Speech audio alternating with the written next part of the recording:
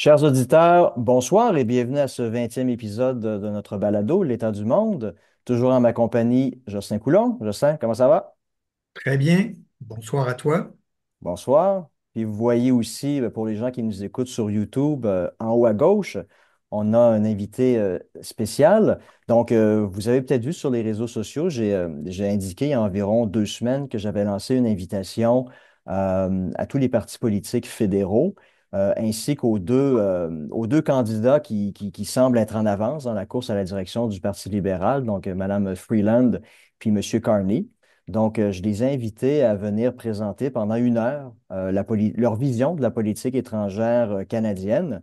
Puis, l'objectif, là, c'est vraiment de vous informer, de donner une occasion aux différents partis politiques de pouvoir, pendant 1 heure, présenter leur vision, leur plateforme de ce que devrait être la politique étrangère canadienne, parce qu'on le sait très bien, malheureusement, pendant les campagnes électorales, on parle de beaucoup de choses, mais s'il y a une chose dont on ne parle pas suffisamment ou dont on ne parle absolument pas, c'est malheureusement la politique étrangère canadienne. Et comme techniquement, ça reste encore à confirmer, mais techniquement, on est dans une année électorale. On pourrait potentiellement avoir des élections ce printemps ou l'automne prochain. Donc, on s'est dit que c'était une bonne occasion là, de donner cette opportunité-là aux partis politiques de venir présenter leur vision. Et le premier parti qui a accepté notre invitation, c'est le Parti populaire du Canada, qui est dirigé par M. Maxime Bernier. Donc, ça nous fait plaisir de l'accueillir. Et puis, donc, le fonctionnement de ces épisodes-là, tous les partis ou les candidats vont avoir une quinzaine de minutes pour présenter leur vision de la politique étrangère canadienne et qui sera suivie d'une période de questions d'une quarantaine de minutes.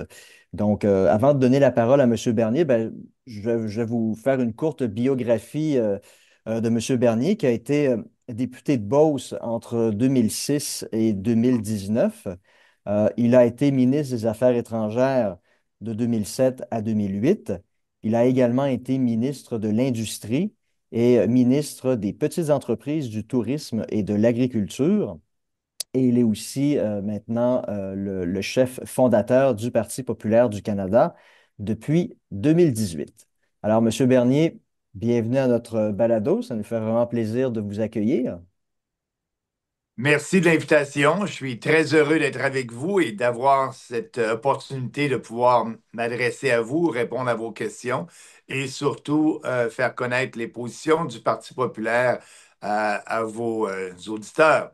Et donc, ma vision pour répondre à votre question de la politique étrangère du point de vue du Canada, bien, c'est une vision, si je pourrais dire, traditionnelle, c'est-à-dire promouvoir la sécurité et la prospérité des Canadiens en tout premier. Quand je dis traditionnel, c'est-à-dire ce n'est pas un rôle de guerrier et de s'engager dans des guerres internationales ou des guerres régionales qui ne finiront plus. Je prends comme exemple la position de M. Chrétien lors de la guerre en Irak, qui a, de façon affirmée, dit aux Américains qu'il ne participera pas à cette guerre-là. C'était une très bonne décision. Par exemple, nous, pour ce qui est d'aujourd'hui, la guerre en Afghanistan, ça a été une erreur, selon moi, du gouvernement Harper de participer à cette guerre-là. Et aujourd'hui, bien, on a la guerre en Ukraine, qui est une guerre interposée entre les Américains et les Russes. Et je crois que c'était une mauvaise idée pour le Canada de participer de façon monétaire en envoyant des sommes d'argent assez énormes lorsqu'on sait que le gouvernement a un déficit et une dette gigantesque. Je pense que le gouvernement du Canada a envoyé plus de 15 milliards de dollars en aide à l'Ukraine. On ne devrait pas, on n'aurait pas dû faire ça. Euh, la Crimée et le Donbass a été dans le passé lointain des territoires russes. Et dans cette guerre-là, je l'ai dit souvent, on avait dit, nous, à l'Union soviétique de l'époque, sous la présidence de Kennedy, que c'était impossible et ça ne devait pas être toléré, le fait que les Russes mettent des missiles à Cuba, aux portes des États-Unis. On se rappelle de la crise cubaine. et avec le blocus que fait Kennedy pour empêcher et démanteler ces missiles-là qui étaient aux portes des États-Unis. Et à l'époque, l'entente était bien certaine que les Américains ne feraient pas la même chose aux portes de la Russie. Et là, bien, cette guerre-là, on incite l'Ukraine de faire partie de l'OTAN. Et si c'est le cas, bien, il y aurait une base, possibilité d'une base américaine aux portes de la Russie. Ça va à l'encontre de les promesses de l'Occident il y a plusieurs années. Et donc, c'est pour ça que je dis que c'est une guerre entre les États-Unis et la Russie. Et on ne devrait pas se mêler de ça. Et l'Ukraine ne devrait pas faire partie de l'OTAN. D'ailleurs, par rapport à l'OTAN, je me questionne sur le rôle de l'OTAN, qui devait être, pardon, une organisation défensive. Mais aujourd'hui, on voit que c'est plutôt une organisation offensive. Est-ce que le Canada doit toujours faire partie de l'OTAN? Ma réponse est oui pour le moment. On est allié avec les Américains, nos grands voisins, et c'est sûr que faut s'occuper, nous, ici au Canada, de notre propre défense. Il faudrait réinvestir dans notre propre défense. Mais est-ce que le Canada devrait participer à tous les projets de l'OTAN, comme la guerre en Ukraine? Je pense que non. Donc, il y a un questionnement là-dessus. Le point d'interrogation demeure, mais pour l'instant, je pense que la participation avec une ferme décision de se retirer financièrement de ce qui se passe en Ukraine. J'espère que ce débat-là va se terminer bientôt parce que le président américain élu est Monsieur Trump a bien dit qu'il voulait une paix durable. Monsieur Poutine a bien dit qu'il voulait une paix durable aussi.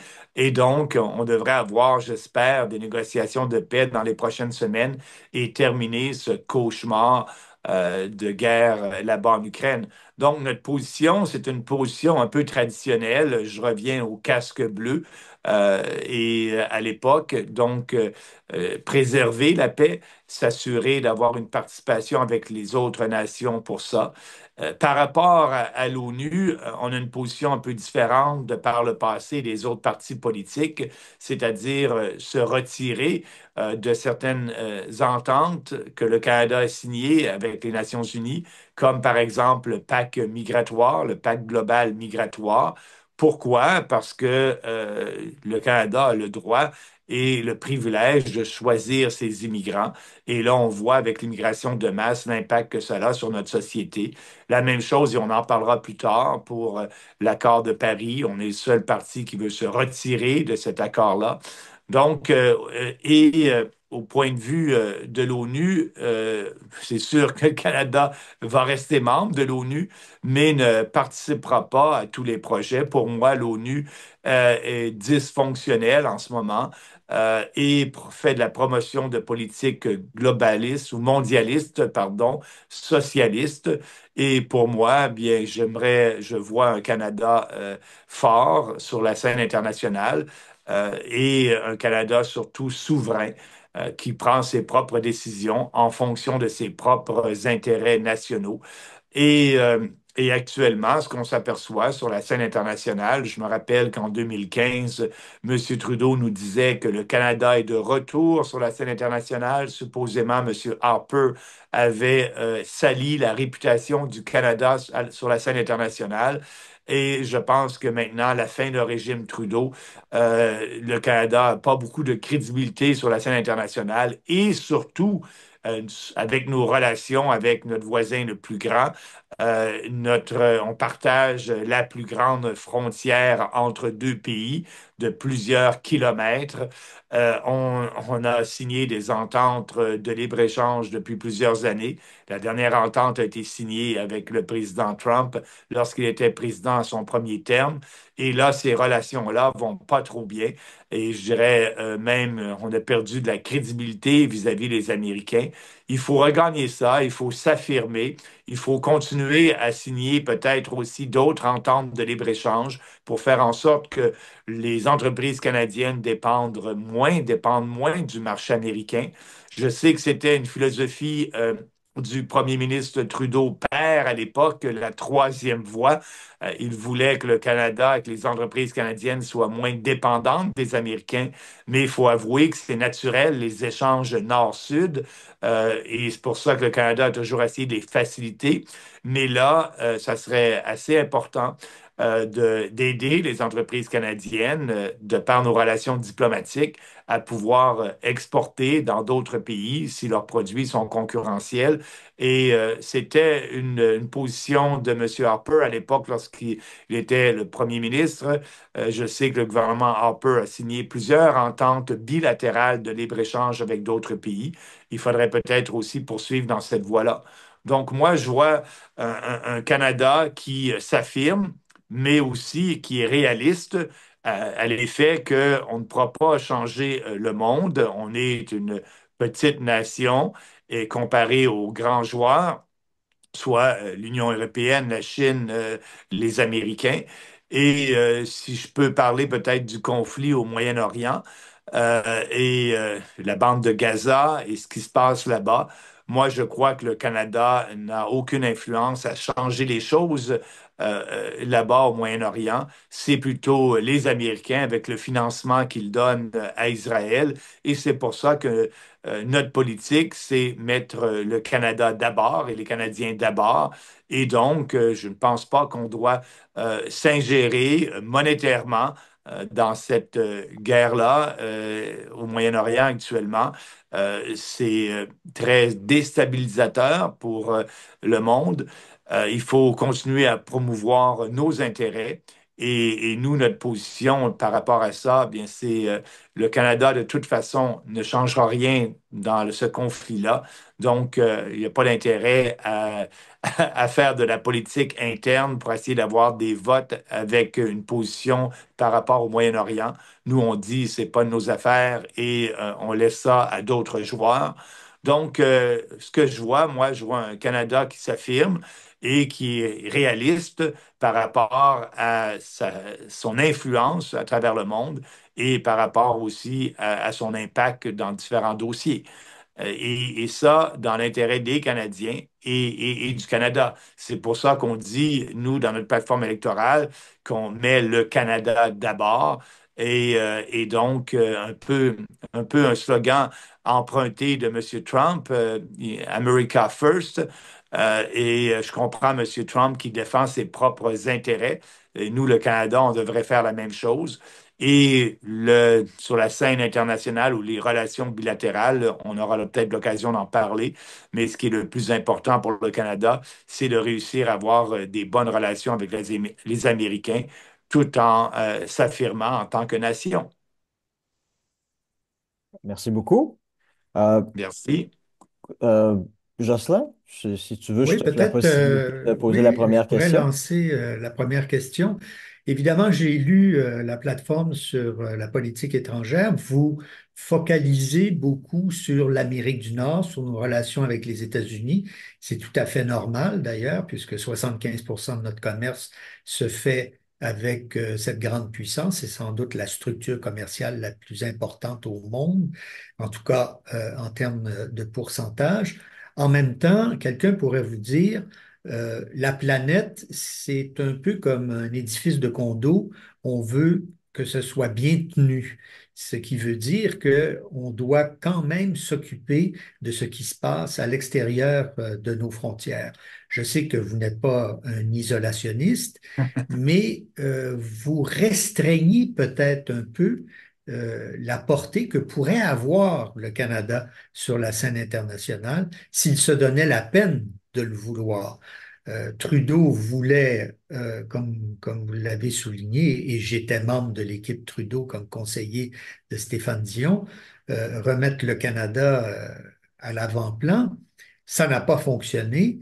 Monsieur Harper faisait à peu près la même politique, mais peut-être un peu plus conservatrice dans ses grandes lignes. Alors, est-ce que se retirer du monde, c'est la bonne solution?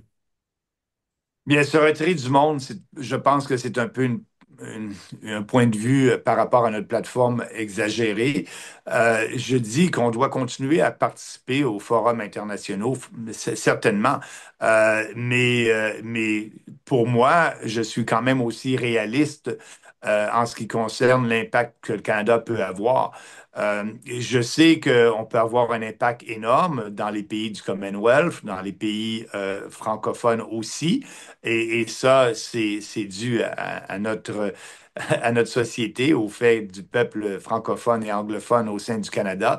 Et ça, effectivement, on pourrait avoir, les gens proposent peut-être même d'avoir une entente de libre-échange avec l'Angleterre.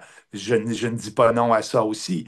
Donc, historiquement, le Canada a participé à la francophonie internationale et aussi au Commonwealth, et je pense qu'on devrait toujours continuer à participer à ces forums-là. Où je suis un peu plus réaliste, c'est par rapport à tout ce qui se passe au Moyen-Orient, où on n'a aucune influence, faut le dire réellement. Dans la situation actuelle du Canada, c'est-à-dire la situation économique, la situation sociale, c'est pour ça qu'on veut se concentrer sur ce qui se passe au Canada pour essayer de revoir cette prospérité-là et reprendre contrôle de notre pays, surtout en arrêtant les flux migratoires. Mais on peut marcher et mâcher de la gomme en même temps, c'est-à-dire qu'on peut aussi s'intéresser à ce qui se passe dans d'autres pays, surtout des relations historiques qu'on a eues avec d'autres pays.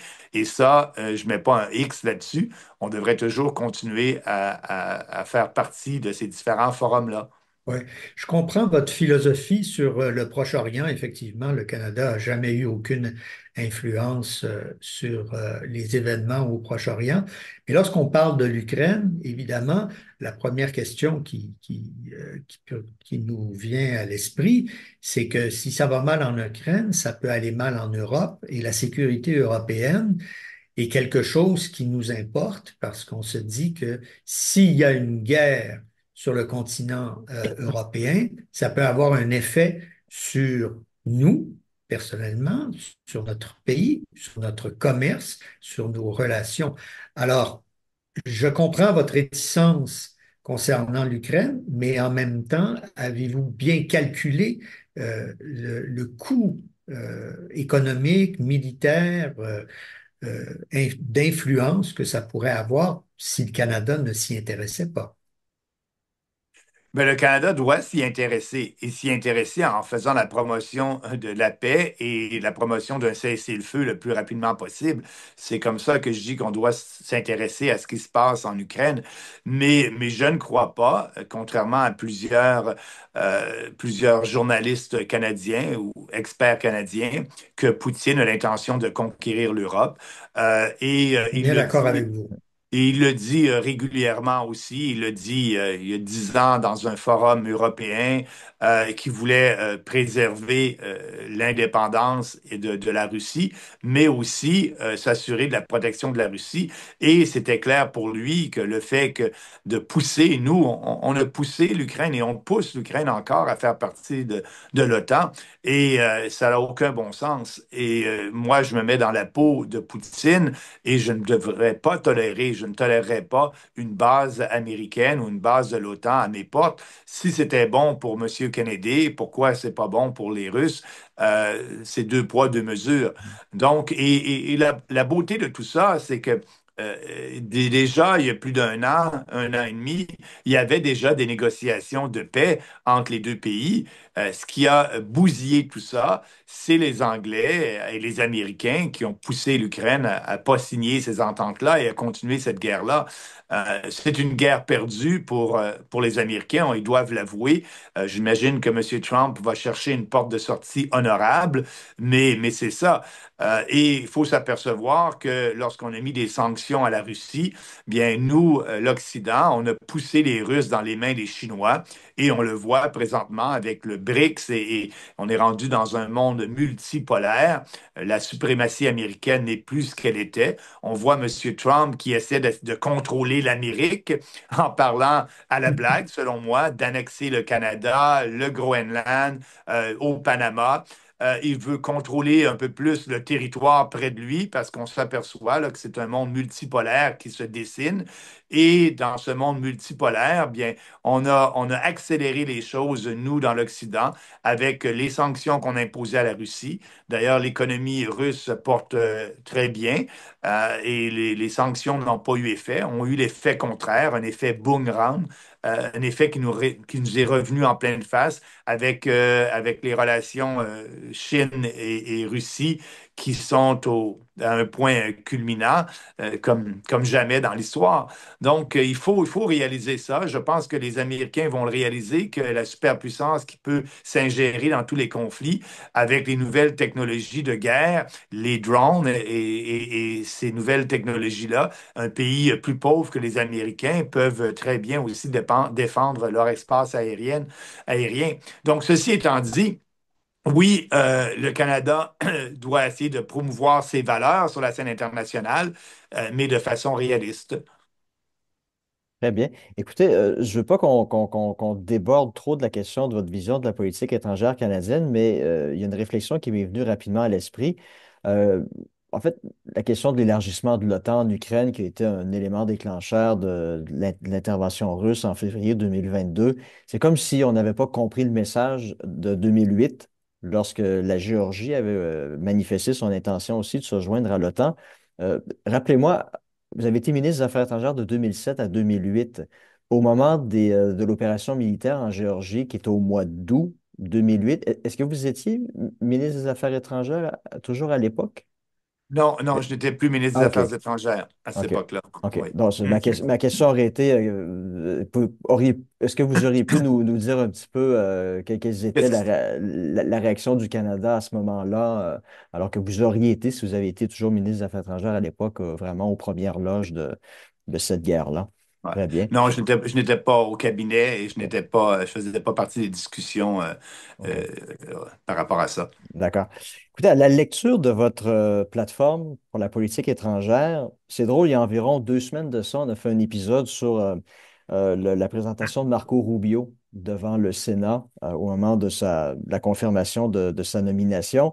Et puis, moi, vraiment, ce qui m'a sauté aux yeux, c'est que je n'aurais pas à accuser Marco Rubio d'avoir fait du copier-coller de votre plateforme, mais je trouve qu'il y a beaucoup de similitudes. Puis, écoutez, je vais simplement citer trois phrases. La priorité exclusive du gouvernement du Canada sur la scène internationale devrait être de gérer nos relations avec les autres pays afin de protéger et de promouvoir les intérêts des Canadiens. La tendance est de plus en plus à diluer la souveraineté nationale et à favoriser une coordination internationale accrue des politiques, ainsi que la redistribution de la richesse des pays riches vers les pays pauvres. Puis on retrouvait vraiment quasiment les mêmes phrases dans la présentation de Rubio. Et votre plan, le Canada a besoin d'une politique étrangère fondée sur le bon sens et axée sur la sécurité et la prospérité des Canadiens, et non d'une approche idéologique mettant en péril nos intérêts. Je passe un commentaire parce que dans sa présentation, Rubio disait à partir de maintenant, la politique étrangère américaine, à chaque fois qu'on va poser une action, on va devoir répondre à ces trois questions-là. Est-ce que cette action-là, cette initiative-là va rendre les États-Unis, va favoriser la sécurité des États-Unis? Est-ce que ça va rendre les Américains, l'Amérique plus prospère? Puis est-ce que cette politique-là, globalement, va être favorable aux intérêts nationaux des États-Unis?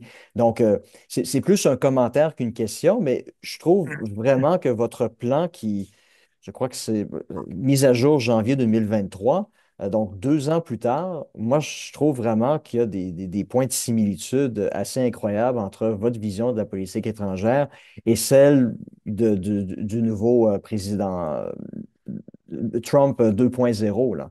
Euh, Ben là-dessus, il faut dire que toute notre plateforme électorale a été écrite en 2018 et donc c'est les mêmes idées, c'est ce qu'on pensait, c'est ce qu'on prônait en 2018 et à chaque année, on met à jour notre plateforme s'il y a des différentes données, des chiffres qui changent, etc.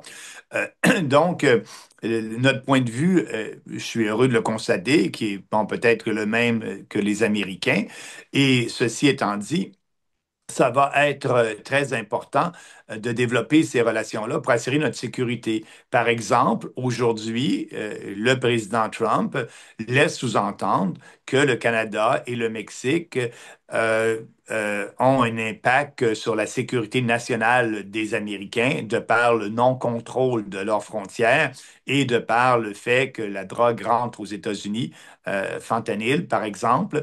Et ça, c'est un point important pour lui, pour la sécurité des Américains, mais le Canada doit agir en ce sens-là pour satisfaire les demandes de M. Trump parce que aussi, c'est dans notre intérêt national pour la sécurité de nos Canadiens, lutter contre le crime organisé. On sait maintenant, et la GRC a des données là-dessus, que les matières premières pour faire des usines de drogue de fentanyl viennent par le port de Vancouver, de la Chine.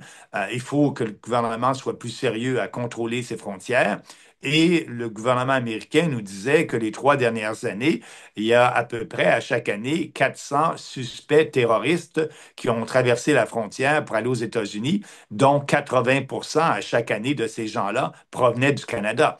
Donc là-dessus, Trump, il a raison, veut protéger les Américains et sa frontière, et on devrait faire la même chose.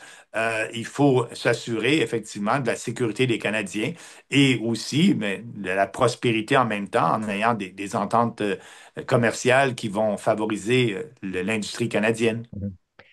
Vous dites aussi que la priorité du Parti populaire du Canada, c'est de donner la priorité aux relations avec notre principal partenaire commercial et de défense, les États-Unis, afin d'assurer notre prospérité et notre sécurité. Donc, l'idée, c'est de libéraliser les échanges commerciaux avec autant de pays que possible, tout en assurant notre sécurité et en protégeant notre économie de la menace d'investisseurs étrangers potentiellement hostiles. Donc, dans le contexte actuel des tarifs qui vont s'imposer le 1er février, bon, il semble que peut-être la première priorité de continuer à faire des États-Unis notre principal partenaire commercial et de défense sera peut-être un petit peu difficile au cours des prochaines années. Puis vous en avez fait mention dans votre présentation. Donc, l'idée, puis c'est le deuxième point, de libéraliser les échanges avec d'autres pays, diversifier notre économie. Vous avez rappelé que le premier ministre Harper, à l'époque, avait multiplié les ententes bilatérales avec d'autres pays. Maintenant, peut-être une question plus concrète. Comment est-ce qu'on pourrait diversifier notre économie? Quelle est la plus-value ou quelles sont les plus-values du Canada dans un monde où les grandes puissances semblent vouloir s'affronter pour mettre la main sur certaines ressources? Est-ce que le Canada, dans le monde qui est en train de s'ouvrir devant nous, a les capacités, les ressources pour pouvoir s'affirmer et devenir, en tout cas sur le plan des échanges commerciaux, un partenaire fiable et de première envergure? Est-ce que, ou peut-être les gouvernements des dernières années ou des dernières décennies ont tout simplement sont restés assis sur un potentiel qui est à exploiter? Oui, ben, vous avez raison. En parlant de ressources naturelles, écoutez, ici au Québec, on a un moratoire sur l'exploitation des gaz de schiste, du gaz naturel, l'exploitation des ressources naturelles n'a pas été une priorité du gouvernement Trudeau les dernières années. On a plutôt fait le contraire. On a empêché finalement la construction d'oléoducs par le privé avec des réglementations en outrance, selon moi lorsqu'on est en train de dire l'impact sur les genres d'une exploitation de ressources naturelles, ça va un peu loin.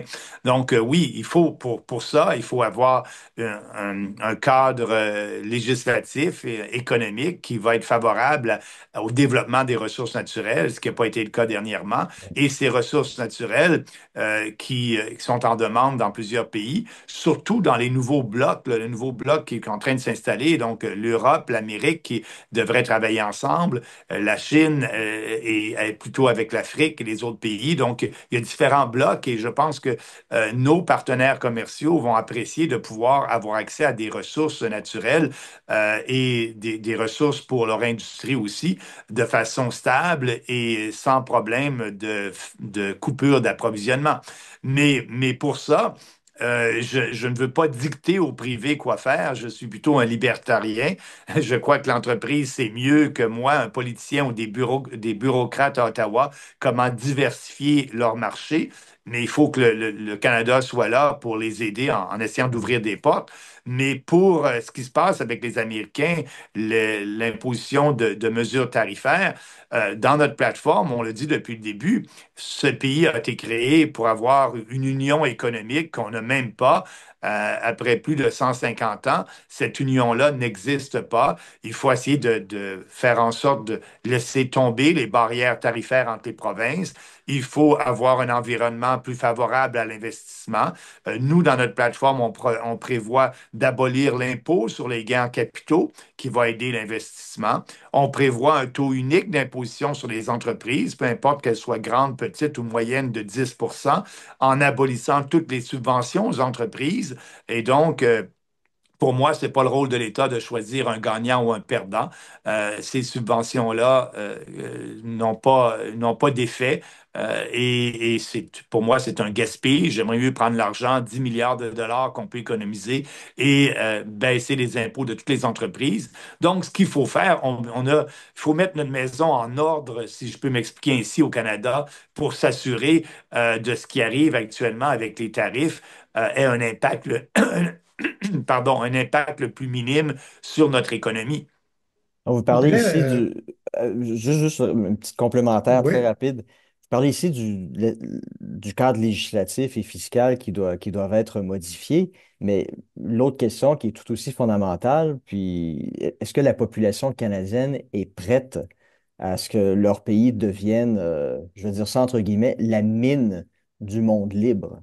Est-ce que les Canadiens sont prêts à avoir des trous qui commenceraient à être creusés dans leur cour arrière? C'est une métaphore, mais moi, j'ai pas l'impression que la population canadienne serait prête à retourner un peu à l'époque de Germinal.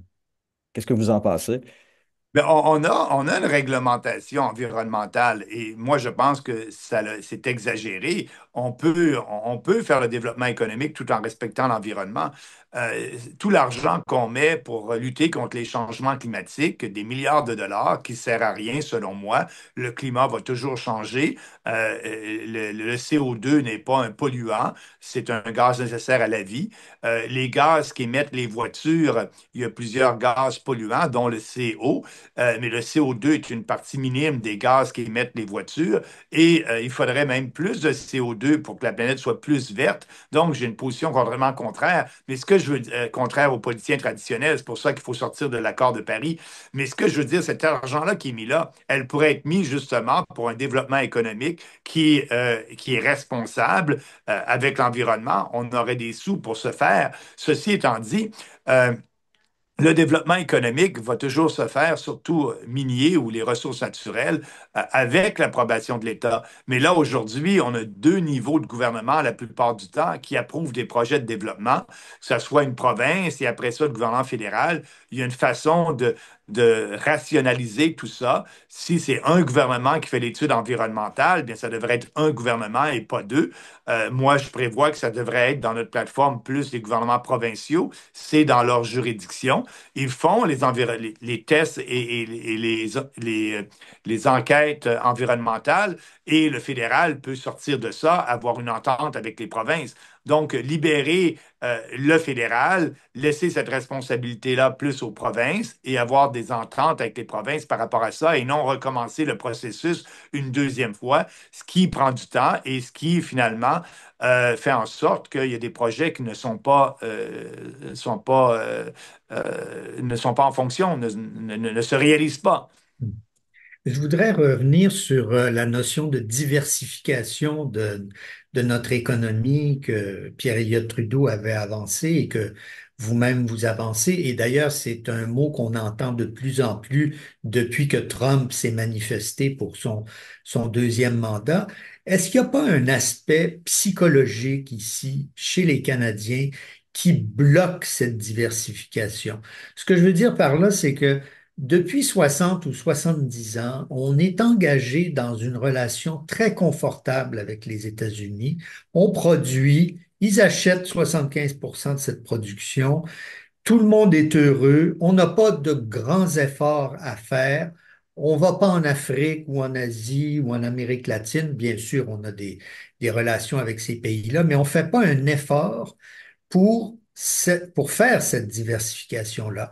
Et c'est là que moi, je me pose des questions sur le travail qu'on doit faire intellectuellement, psychologiquement, pour inciter nos élites économiques à sortir du Canada pour justement desserrer les taux américains et surtout se protéger d'un phénomène Trump qui va peut-être se reproduire dans 4 ans ou dans 8 ans. Vous avez un bon point. Vous avez raison par rapport à nos hommes d'affaires, aux entrepreneurs canadiens qui sont, excusez-moi l'expression, un peu paresseux. Pourquoi? Premièrement, le taux de change. Moi, Ouais. j'ai été député de Beauce et près de la frontière américaine, et le taux de change est tellement favorable au Canada, c'est-à-dire que nos produits sont peu chers pour les Américains à cause du taux de change. Donc, ils n'investissent pas pour l'augmentation de leur productivité. Ils Mm. se fient sur le taux de change pour, effectivement, c'est un marché qu'ils connaissent, c'est un marché qui est à leur porte, c'est un voisin. Pour le Canada anglais, c'est un marché où les Américains parlent la même langue. Au Québec, la plupart des entrepreneurs sont bilingues et c'est un marché qu'ils connaissent bien. Et surtout, ils n'ont pas d'efforts trop à faire pour s'assurer qu'ils vendent un produit et qu'ils produisent, pardon, un produit qui va être compétitif avec, en investissant dans la recherche, le développement et l'automatisation pour augmenter leur productivité. Et le fait que la productivité au Canada est très faible, je pense que le dollar a fait un peu, c'est une drogue pour les entrepreneurs douces qu'ils prennent, mais avec le temps, ça fait en sorte justement de faire en sorte que la productivité de l'économie canadienne est plus basse. Et donc, c'est un contre-incitatif à développer d'autres marchés parce que dans d'autres marchés, les entrepreneurs canadiens n'ont peut-être pas cet avantage-là du taux de Mhm. change et leurs produits sont peut-être moins compétitifs. Donc, c'est effectivement, je pense qu'il y a une éducation à faire avec les gens d'affaires en leur disant, écoutez, là, vous êtes responsable de votre productivité, on peut vous aider en baissant vos taxes, comme j'ai dit tantôt, avec un taux unique de 10 en abolissant l'impôt sur les gains de capitaux pour vous donner plus d'argent dans vos poches, mais réinvestissez dans votre propre productivité. Et là, en plus, avec la politique d'immigration de masse, on leur donne, excusez-moi l'expression, du cheap labor. Au lieu de leur dire ils ont besoin des employés, au lieu d'augmenter le salaire pour aller chercher des Canadiens, bien, ils préfèrent faire du lobby auprès des gouvernements pour avoir accès à de la main-d'œuvre bon marché. Et en faisant ça, ils ne réinvestissent pas dans l'augmentation de leur productivité. Nous, Mhm. notre position sur l'immigration, on arrête ça, on fait un moratoire pendant quelques années et jusqu'au moment où on prend contrôle finalement des impacts de l'immigration de masse négatifs sur notre pays. Puis on dit aux gens d'affaires, bien écoutez, là, si vous voulez avoir besoin, si vous avez besoin des gens, prenez des Canadiens d'abord. Puis si vous n'êtes pas capable d'avoir des Canadiens parce que vous ne donnez pas un bon salaire ou vous n'avez pas les moyens de donner un bon salaire, bien à ce moment-là, réinvestissez dans votre productivité. Donc, notre politique d'immigration pousse encore les hommes d'affaires à être paresseux, entre guillemets, dans le Mhm. réinvestissement pour être plus productifs. Et en se faisant, bien, leur produit est peut-être moins intéressant pour d'autres marchés. Mhm. Euh, Vous avez dit dans votre présentation que le Moyen-Orient, c'était pas de nos affaires, on n'avait pas à intervenir là-bas. De toute façon, notre influence dans la région était minime Minime. ou pour ne pas dire inexistante. Maintenant, vous venez de parler de l'immigration. Moi, je dirais que d'une certaine façon, indirectement, le conflit au Moyen-Orient s'impose à nous. C'est de nos affaires. Parce qu'on l'a vu depuis le octobre 2023, les événements qui se sont produits en Israël. On a vu beaucoup de groupes, que ce soit des groupes pro-palestiniens ou des membres de la communauté juive manifester, puis on a senti qu'il y avait des tensions à l'interne.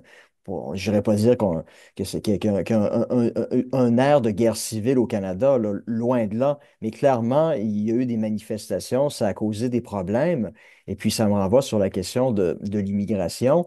Euh, Pensez-vous que la politique étrangère canadienne, d'une certaine façon, elle est prise en otage par des lobbies, appelons-les des lobbies ethniques ou des lobbies de groupes issus de l'immigration, qui font en sorte d'inciter les différents gouvernements à s'investir dans des conflits afin de ne pas perdre des votes des membres de ces communautés-là qui sont de plus en plus importantes au Canada. Parce qu'on pourrait donner l'exemple, je pense, de la diaspora ukrainienne, qui est la plus grande diaspora ukrainienne à travers le monde, qui compte à peu près un petit peu moins de 2 millions de personnes.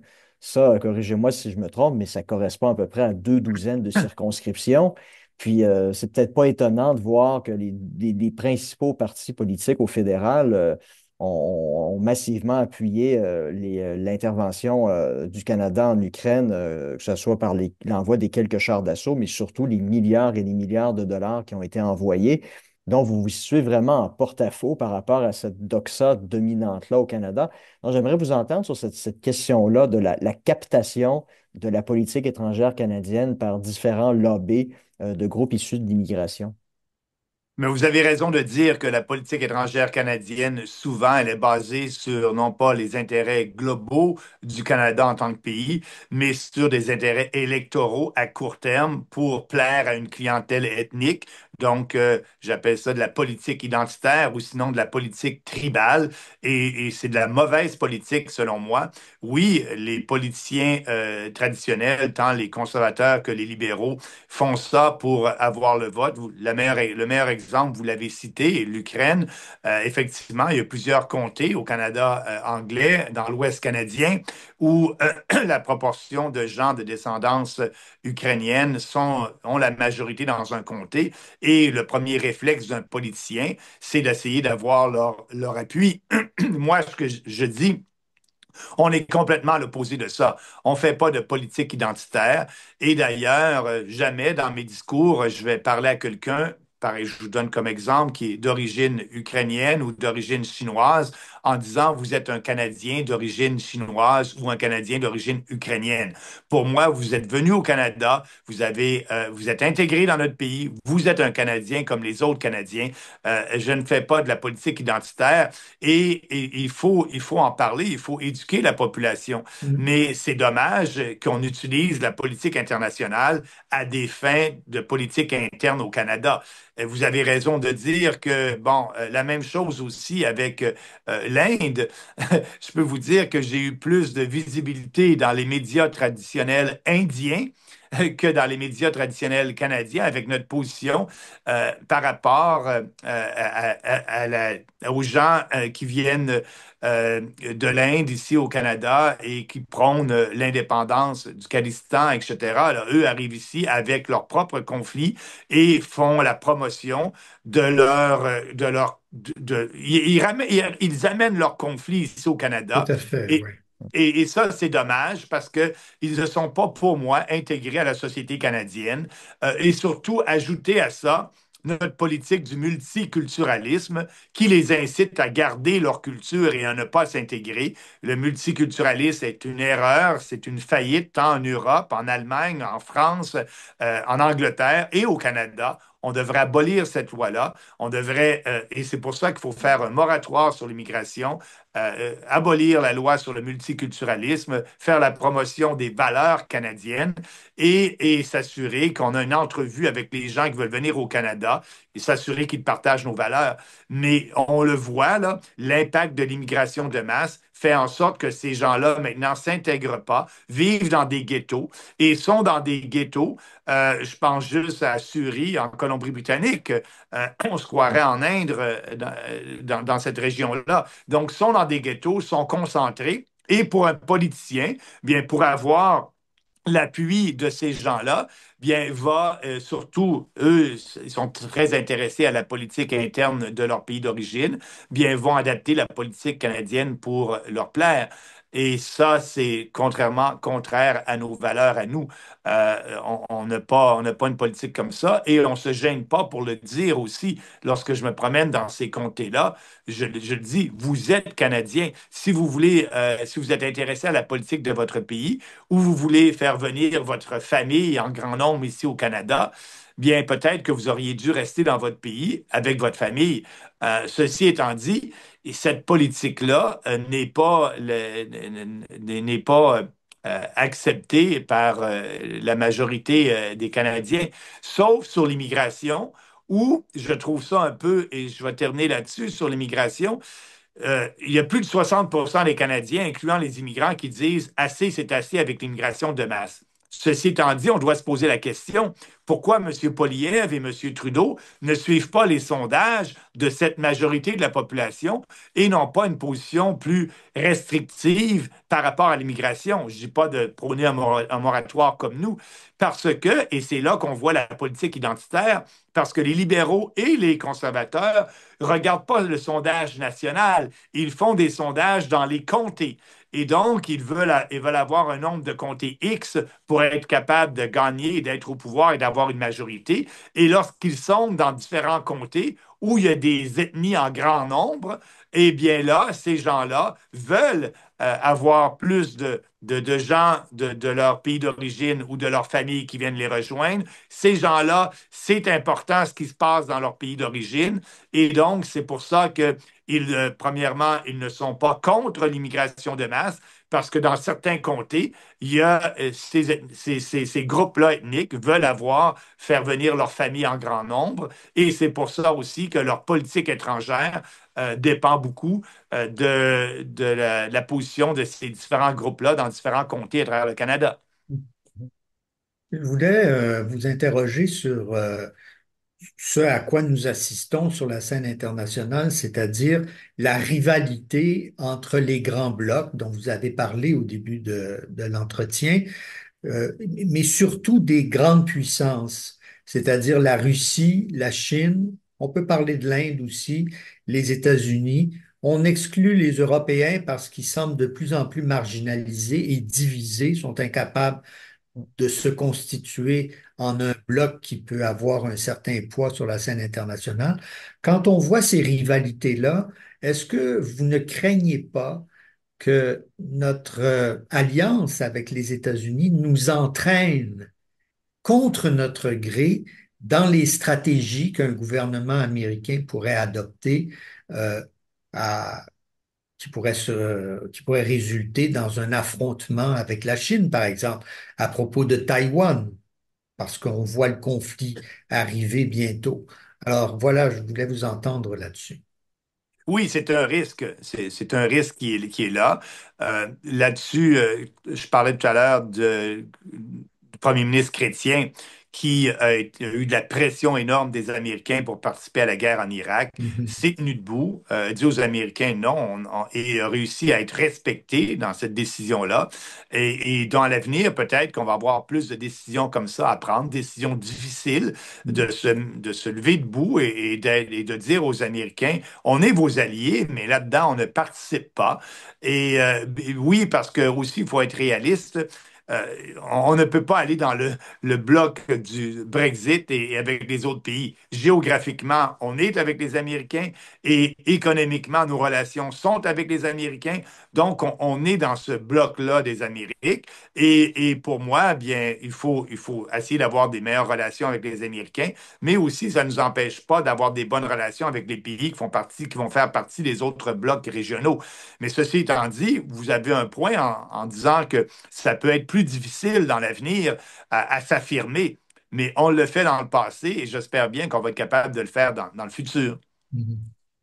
Euh, Dans votre plateforme, puis ça va m'amener à être un petit peu l'avocat du diable ici. Vous mentionnez le fait que le Canada a signé beaucoup, beaucoup de traités et que ce qui fait en sorte que ça nous amène à dépenser beaucoup, beaucoup d'argent dans différents programmes et qu'en parallèle, notre dette nationale continue d'augmenter et que les différents gouvernements, ben, vous mentionnez le gouvernement libéral, consacre de plus en plus de ressources à régler les problèmes sociaux et économiques d'autres pays et que je cite la plateforme, il n'y a pas d'argument moral ou fondé sur l'efficacité économique convaincant pour soutenir l'aide au développement. Euh, Quelqu'un qui serait très, très, très critique dirait, oui, bon, vous ramenez un peu l'aide au développement, une partie de la politique étrangère canadienne à des considérations purement monétaires, fiscales, mais pour une petite puissance, comme une puissance moyenne comme le Canada, est-ce que c'est pas plutôt nécessaire de justement d'investir dans dans des symboles. Vous avez mentionné dans votre présentation les casques bleus. Ça a quand même coûté des sommes assez importantes pour déployer des milliers de casques bleus canadiens un peu partout à travers le monde. Mais ça nous a apporté de l'influence et ça nous a ouvert des portes. Ça a permis au Canada de devenir en fait, symboliquement, une espèce de superpuissance malgré son statut de moyenne puissance ou de toute petite puissance. Donc, vous ne pensez pas que c'est peut-être un peu réducteur d'avoir une vision peut-être un peu axée sur l'économie et combien ça coûte en matière d'aide au développement, alors qu'il y a des initiatives qui, au final, peuvent ne pas coûter si cher que ça, mais qui symboliquement pourraient contribuer à donner au Canada une place qui est disproportionnée par rapport à son influence militaire et économique réelle. Oui, ce qu'on dit dans notre plateforme aussi, on veut couper l'aide internationale, vous avez raison de le dire, mais on dit que le Canada va avoir toujours un rôle à jouer lorsqu'il y a une crise humanitaire ou une crise environnementale. On veut que le Canada soit présent, effectivement, et pour vraiment aider ces gens-là en crise. Quand on parle d'aide internationale, le Canada a de l'argent, par exemple, pour financer une banque de développement chinoise. On n'a pas l'affaire là. Le Canada donne de l'argent pour promouvoir l'avortement dans des pays africains. Moi, je pense qu'on n'a pas d'affaires là. Le Canada donne de l'argent pour construire des routes en Afrique. Je pense que le Canada n'a pas d'affaires là. Le Canada, ce qu'il devrait faire en tant que promouvoir les idées de libre marché, de liberté économique, c'est ça qui crée la richesse. Je vais prendre l'exemple du Canada et du Québec. Le Québec est une province qui reçoit de la péréquation depuis la création de la formule. C'est de la richesse qui vient de d'autres provinces pour aider le Québec, qui est supposément une province pauvre depuis 1957. Personne ne croit au Québec que le Québec est une province pauvre. Mais ce qu'il faut faire dans notre plateforme, il faut radicalement réduire les paiements de péréquation pour inciter le Québec à développer ses propres ressources naturelles. Là, on laisse le Québec et on le voit aujourd'hui avec le conflit avec Trump. Maintenant, le premier ministre du Québec dit oui, peut-être qu'un oléoduc qui va traverser le Québec, je serais peut-être d'accord avec ça. Mais la pression de Trump fait en sorte que le gouvernement du Québec se questionne maintenant sur son propre développement économique. Il le fait pas dans le passé sous des arguments environnementaux. Lorsqu'il y a des pipelines et oléoducs sous le sous-sol de Montréal qui s'en va à Dorval en traversant le centre-ville du port de Montréal depuis des années, on nous donne des arguments environnementaux pour faire en sorte qu'on n'en veut pas de pipeline ou d'oléoduc en français. Ceci étant dit, et avec la péréquation, on fait la même chose. On incite le Québec à ne pas développer ses ressources. Donc, lorsqu'on donne de l'aide internationale, c'est un peu la même chose. On dit à ces gouvernements-là corrompus, la plupart du temps, dans d'autres pays, regardez, là, ayez pas des bonnes politiques économiques, des bonnes politiques de développement. Et pour moi, les bonnes politiques économiques, c'est un gouvernement qui se tasse du chemin, qui permet la liberté économique, qui permet au libre marché, au secteur privé de développer des ressources, tout en ayant une réglementation qui va être respectueuse des défis que ce pays-là va avoir. Donc, pour répondre à votre question, oui, à de l'aide internationale du Canada, oui, un rôle d'aider des populations lorsqu'il y a des conflits majeurs ou des désastres environnementaux, mais non pour faire du développement comme on le dit dans le passé, en envoyant des sommes d'argent. Pour moi, le rôle premier d'un premier ministre d'un pays, moralement, c'est d'aider sa propre population. Actuellement, nos leaders de différents partis politiques, je pense que c'est immoral ce qu'ils font avec l'immigration de masse. Ils emmènent plein de gens ici et pour eux, l'intérêt de ces migrants est plus important que l'intérêt des Canadiens ici au Canada où notre niveau de vie diminue, notre pouvoir d'achat diminue, les gens ne sont pas capables d'acheter des maisons ou avoir des appartements dans des grands centres-villes. Et ça, c'est l'impact de l'immigration de masse. Tout le monde le dit maintenant, mais il y a quelques mois, personne n'osait le dire. Nous, on le dit depuis 2018. Le rôle premier d'un élu au Canada, moralement, c'est de travailler pour sa population. Mais on dirait que l'intérêt des migrants est plus importante pour nos dirigeants politiques que l'intérêt des Canadiens. Mhm. Très bien. Ben, Ben, merci. ouais, Ouais. pour rappeler aux auditeurs, ça va peut-être en surprendre quelques-uns, mais sous le gouvernement Trudeau, le Canada a versé de l'aide au développement international à la Chine, des millions de dollars. C'est dans les documents du ministère des Affaires étrangères. J'ai Ouais. mis ça il y a quelques semaines Parce que sur la Chine est sur les toujours réseaux sociaux. considérée par les Nations unies comme un pays en développement. C'est ça, Faudrait, faudrait peut-être l'absurdité de la chose. faudrait peut-être revoir les critères. Écoutez, ben, je vous lance maintenant la dernière question parce que dans le courriel d'invitation, j'ai dit, ben, évidemment, les questions vont dépendre de la nature de nos échanges, de la nature de la présentation de la personne, mais j'ai convenu avec tous nos interlocuteurs de cette question-ci qui serait la dernière question à laquelle on va vous demander de répondre. Et c'est la suivante. C'est quoi votre vision du monde global en 2025? Puis à quoi est-ce qu'on peut s'attendre en termes de développement, de diplomatie, de formation de blocs au cours des prochaines années, selon vous?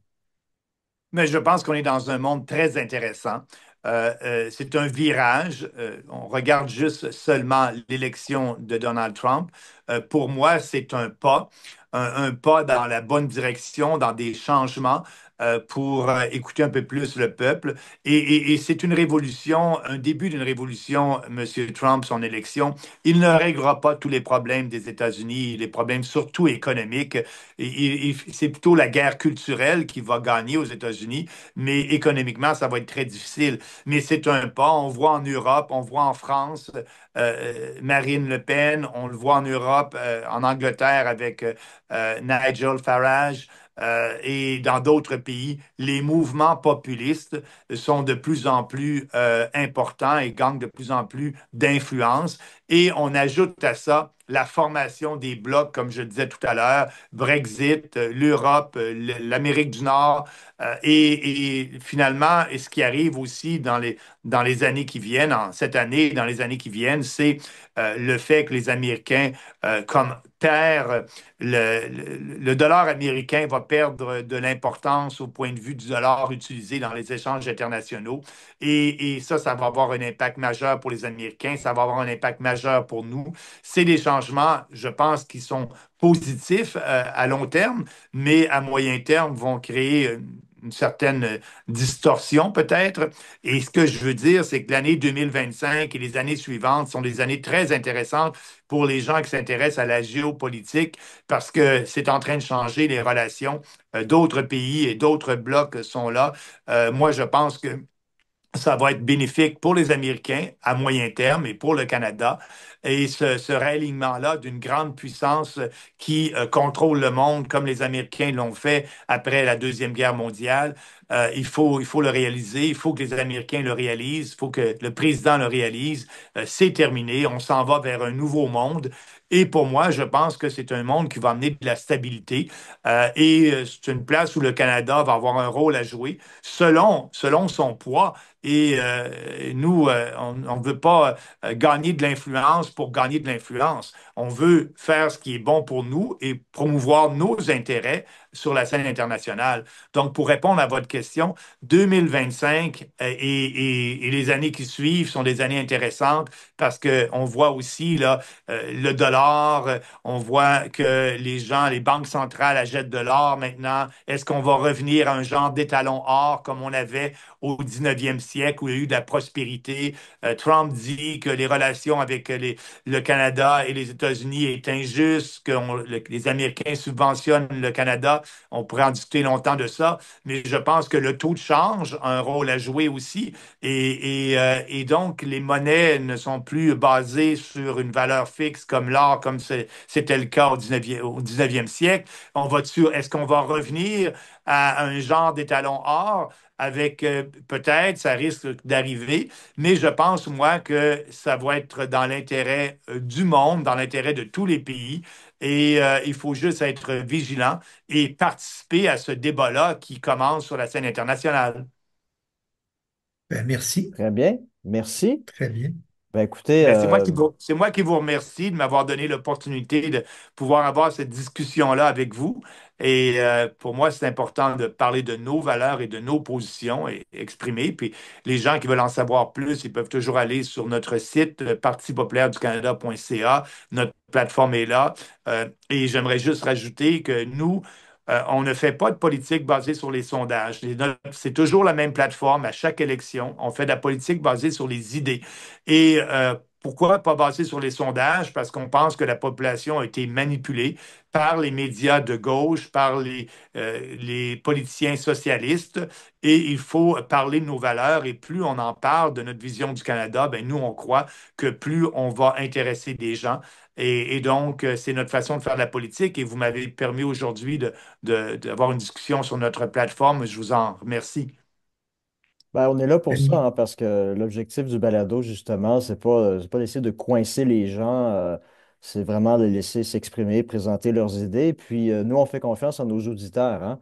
Nos auditeurs, ce sont des personnes intelligentes, ils sont en mesure de comprendre, d'apprécier ce que vous avez dit de manière positive ou négative, ils sont en mesure de lire entre les lignes aussi, et ils se feront leur propre avis sur votre vision de la politique étrangère canadienne. Puis on espère aussi au cours des prochaines semaines, les autres partis politiques vont aussi répondre favorablement à notre invitation. Donc, M. Bernier, ben, écoutez, encore une fois, un grand merci d'avoir participé à notre émission.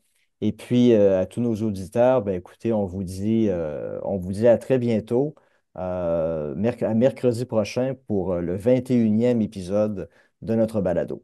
Au revoir. Au revoir. Bon.